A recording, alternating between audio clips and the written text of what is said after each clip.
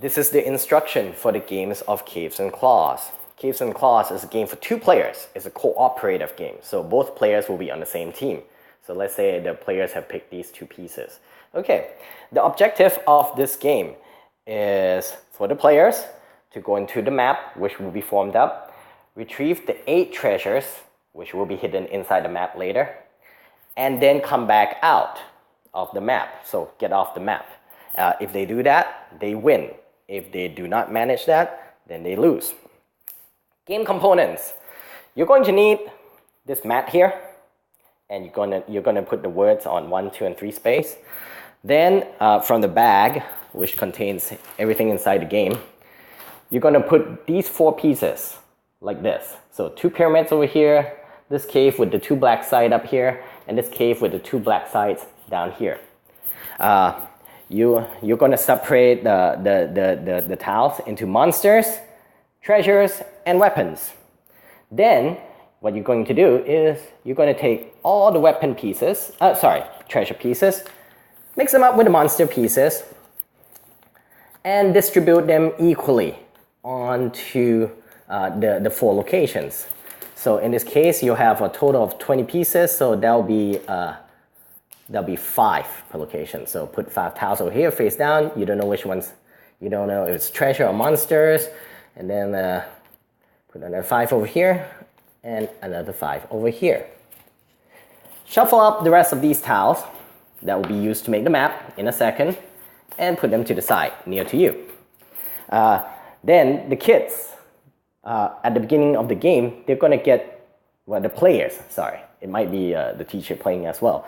So the players will get to pick 2 weapons each at the beginning. To pick the weapon, simply pick the one you want and read the word number 3 to receive it. So Sophia takes a spear, that's land. Iron Man takes the bat, the net, and that's yat. And then Sophia takes the torch, and that's Zan. Put the rest of the weapons onto space number 4. All right, and now we're ready to begin. The first stage of the game is to form the map.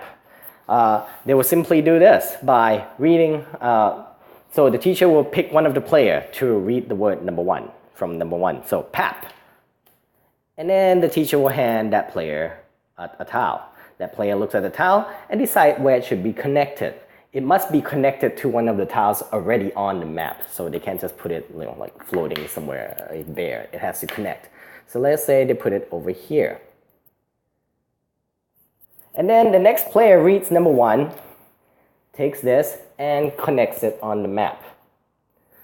So then the next player reads this, takes it, and connects it on the map, and so on. So the players will take turn doing this until the map is completed. Note that this map must be a square. So let's say the map goes like this.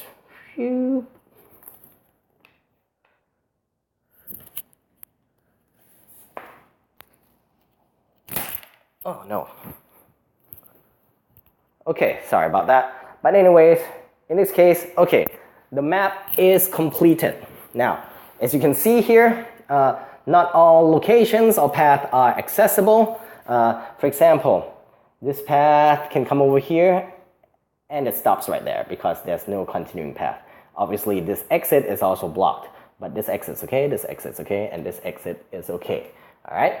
So, after they do that, they can begin to play the game. Now, on each player's turn, they will choose to do only one thing. Only one thing. And they can choose from the 3 actions in the game. If they read number 1, they can walk. If they read number 2, they can open one of these tiles if they're there. So if they're there, they can read number 2, open this tile to see if they can find a treasure. If they want to, they can walk over here and then read the number 2 to find the treasure. So they can walk, they can find the treasure, or they can fight one of the monsters when they appear on the map.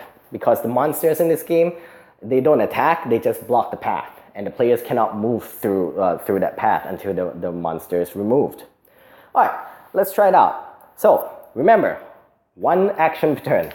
So let's say we start with Iron Man. Iron Man's off the map now, right? So he goes, I read number 1, hat. And Iron Man moves onto the map. Nobody leaves until, once they move onto the map, they can't leave until they find the 8 treasures. So Iron Man goes over here. So that's number 1, right? Then, it's only one action, that's done. Then it's Sophia's turn. Sophia goes, I'm gonna move onto the map too. BAP, right? So Sophia moves in, see this? There's 2 entrances, well, pick any entrance. So she moves, and she goes, I'm gonna go here. Now, they can walk as far as they want. It's not like one step by one. As long as there's no monsters obstructing the path, they can go as far as they want. So she goes in, she goes in, no, I don't want to go over here. So she's just gonna follow the path that's open and go all the way to this cave. Okay, cool. Back to Iron Man. Iron Man goes like, time to find treasure. By the way, this is Sophia's treasure, this is Iron Man, weapon, Sophia's weapon, Iron Man's weapon. Iron Man goes, I'm gonna do number 2 to find treasure. He reads hand. So he opens this up, boom. Now, this is a monster and obstruction. This is not a treasure. When this happens, what Iron Man would do is place this obstruction on one of the paths connected to where he is. So for example, he can put it onto this tile, this tile, this tile, this tile. So let's say he puts it there. So once he puts it there, that means that this tile cannot be moved through until this obstruction is removed by the weapons, of course. All right, so Sophia's turn. Sophia goes, I'm gonna read number 2, find a treasure, Yan, right? So she opens it up, boom. Now, in the event it's a treasure like this, well, it'll just go straight to the treasury, the treasure map. Now, so there it goes on number 1. So kids will have to keep on playing until they find the 8 treasures and then move off the map. Now, we haven't talked about number 3. So let's say, oops, let's switch this for a second. Okay, let's say Iron Man goes like, you know what, I want to fight that, I want to remove it. And he has the right weapon because certain weapon can fight certain monsters and obstacles only. So for this one, it can take care of the bat or the claw. But that's a shadow, right? So we have to find the one that says shadow. Oh, look, shadow. So he goes like, I want to fight. He can read the number 3, can. Once he reads the number 3, he can use the weapon to remove the obstacle on the monster. Both the monster and the weapon is out of the game permanently. So that means there are 6 weapons, 6 monsters can be defeated through the course of the game. Now, about the monsters. Let's say there's one here already. Next time he finds a monster, he can't put it over there. He has to spread it out. Oh look, there's another available path. Always have to spread it out, okay? So let's say he finds another monster this time, boom, then he has to spread it out, okay? So you can't just keep on piling it up in one place. The monsters are trying to surround you and trap you in. So remember, they always spread out. Now, let's say if Iron Man was over here. On his turn, turns up a monster. Can he put it on his tile? No, because there's no path connecting. Remember, you can only put it on tiles with the connecting path. So that means he can put it here, here, or here. Let's say he puts here, here, here, and then still finds some more monster. Well, in that case, he'll just have to start like doubling up somewhere. Again, spread it out as evenly as possible. Now, also, remember, for the weapons, you have to be next to the monster. So if Iron Man's over here, can he fight this bat yet? No, he'll have to find some, wait, over here, can he fight the bat yet? No, he have to walk somewhere next to it. So he can walk to here, that's next to. So that's fine, he can fight it. Of course, this is a no because there's no path connecting, so he can't fight it. So he'll have to move from here to over here, and then he can take care of the bat with his weapon next turn.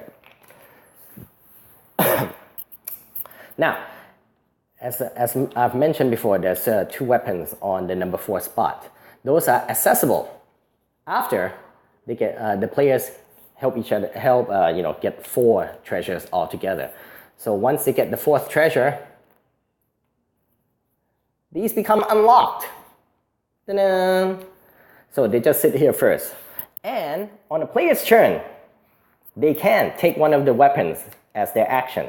So instead of reading number 3 to fight a monster, on their turn, let's say now it's Iron Man's turn, he can go like, I read number 3, Van, and take the sword, and that's it. that'll be his turn. Remember, this game is simple. Only one action per turn. Game continues in this manner. They fight monsters, they clear paths, and then they find the 8 treasure. Once they have found these 8 treasures, they have to leave the map in order to win the game. So let's say the situation is like this, and there's no weapons left. They've used it all. So Iron Man's turn. Dan goes off the map. That's cool. But Sophia still needs to move off the map too. Now, see this? Sophia can't go out this way, can't go out this way. Sophia has no more weapon. She can't move through the lock. She can't go through this town. In which case, well, then it's pretty clear. The game's over and the kids have lost. The players have lost because they cannot fulfill that condition. Get all 8 treasures and move off the map. Anyway, so that's the game of Caves and Claws.